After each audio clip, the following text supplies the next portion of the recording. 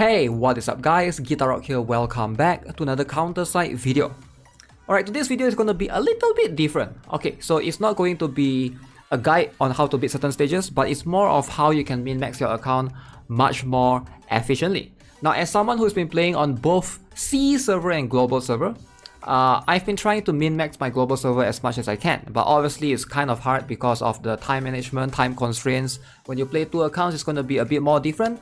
But for me, I do have the knowledge at least of making mistakes on my C server and applying that mistakes or trying to prevent that from happening in global server, right? So one thing that I do get asked a lot, like crazy, is regarding building soldier teams and building mech teams. Now, a lot of players seem to always have the mindset that they should only build counter teams and they want to build counter teams. Now, I would like to assume that most of you guys watching my channel, watching the videos, the guides on this channel, is because you enjoy min-maxing, you enjoy getting the best out of your resources. That's what I would like to assume. Some of you guys might not, which is fine. Now, a lot of people, they have this mindset that, hey, I should build multiple counter units, like same dupes, like certain characters. Like, to be fair, some characters are definitely worth it. Like Young Harem, for example, you can see I have one Young Harem here. This is on my C server account, one Young Harem, and one Young Harem here, right? So for certain characters, yeah, definitely worth it. But some people have been saying, oh, why not build more counter teams for my dive GuitarRock? Like, I want to build multiple Awaken Heal Day, multiple Awaken Mina for my dive teams. Now, that's something that you should do later on, not early on. If you do early on, it's going to be at the cost of your cores. Now, I don't know, again, like something that I see a lot of people, I don't know why people seem to hate soldier teams or mech teams as much, but there's a lot of benefit for building soldier teams and mech teams. Now, especially right now with Veronica out in global, I think the benefits are definitely tangible. So let me show you guys an example of where soldier teams can come in clutch, or mech teams ideally, just in general, right? So let's have a look. One example here is this week's in C server, this arena right here. I'm going to try to go into this arena. Notice this is all level 100 enemies. So I'm going to jump into this, show you guys. Notice it says here, counter is banned.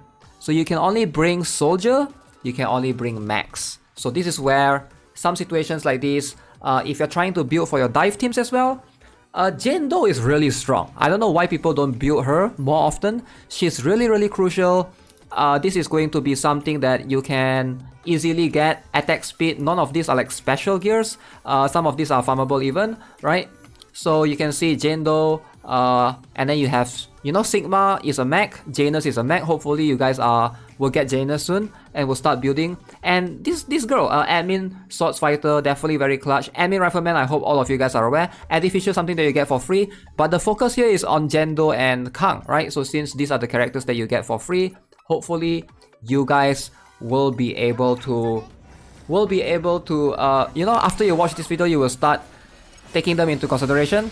Now, I'm still yet to get to my point, but first I want to show you guys the performance of these particular characters. As you can see, we have Jane Doe just glancing through this stage. Of course, Veronica is also a soldier, if you guys are not aware. Veronica can also do something similar. I like soldiers because very flexible. I think soldiers are more flexible than mechs in terms of the ships. Like, I'm using New Detroit right now, fits Jane Doe. You can also use Blue Bridge Mark II. You can also use Stella, which is a very cheap budget ship. You can literally use almost any ship, even Enterprise. Okay, maybe not Enterprise. Enterprise is like built to buff counters and mechs. Enterprise Carrier Edition. Now that could be something that could be worth doing. Now, something that I do get asked a lot is why should we build soldier teams? Why shouldn't we build more counter teams? Because we can easily swap cores around. This is where min-maxing comes in, right? So what am I talking about? If you guys are not aware, a lot of players, they have been doing this. It's sort of like a mistake that you shouldn't do. I think when you do this, you are no longer min-maxing your materials, your resources. Now, what am I talking about? A lot of players come to me and complain to me during live stream, hey, GuitarRock, in silver rank, in gold rank, I keep fighting this guy with all level 110 units. This guy is a whale, it's not fair. But the truth is, some of them aren't whales. Some of them just manage their resources better. Like I can give you one example right now. Gold binaries. Definitely very limited. Gold binaries are the things that you tune your gears with, right? So if you go here, you're trying to tune any of your gears. Now guess what? When you tune your gears, right? It consumes gold binaries, yes. These things are super limited, right? Change set option. Now you can see this is my C server account. I save a lot. I usually save a lot and then I do like one session of just go all in. But some people, they waste it on exclusive equipments, which I told them not to. You shouldn't do this on exclusive equipments because it's a waste. Exclusive equipment is limited to that character only. And exclusive equipments are farmable, right? Something that I've been giving advice to, but a lot of players say that, oh, I'm not going to listen to you, which is fine. Not everybody wants to min-max. You should play the game how you want to play. But again, like I said, this video is more for people who are trying to min-max. Now let's talk about the cores. The cores in general. What is needed to limit break? If you guys are not aware, when you go to workshop, when you build a lot of counter units, you're gonna need a lot of counter cores. What am I talking about? These cores. The counter APT cores. These things right here. And the counter SAPT cores. Alright? So soldiers are going to need soldier. Mag APT cores are going to need mag APT cores, depending on what you need. So some players, this is what they do. Again, this is not wrong. It's not wrong for you to do this, but it's just you're not min-maxing your account. What do I mean by that? Some players, they try to build more counter teams. They neglect soldier, they neglect max. So therefore, they need more counter cores. So what they do is they convert some of the mag cores to the counter cores. Does it make sense? So for example, this one, you can see I have a lot of mag cores. So some of them, they go here and they do this. They convert mag cores to counter cores. Now doing this is not wrong, like I said. But when you do this, okay, there's a thunderstorm in the background. When you do this, you're no longer min-maxing your account. Instead of doing this, right? You shouldn't do this. You should build as many mag units as you can. And you should straight up convert the mag cores to fusion cores. Now, when you convert from mag to counter, from soldier to counter, you're losing value. It's not 1-to-1. Notice it's 3-to-1. You're actually being less efficient with your resources. Does it make sense? Like, if you're trying to min-max properly, you shouldn't do this. You should never convert cores from mag or from soldier to counter cores. What you should do is you should always convert the mag cores to the APT cores, the mag to the mag APT, the SAPT, and then the soldier ones to the soldier SAPT. And then you should convert the mag SAPT or the soldier SAPT to fusion cores. Now this is going to be the best way to use your resources efficiently.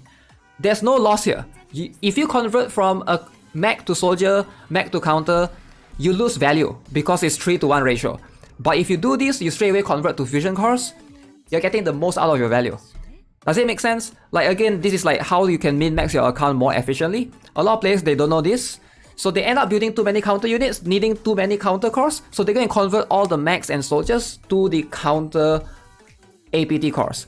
So you shouldn't ever convert any mag soldier to counter. What you should do, go to your inventory instead.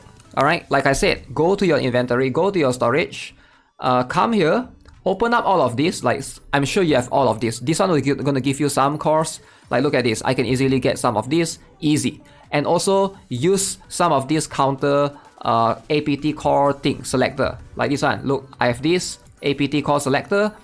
So you should be doing this instead.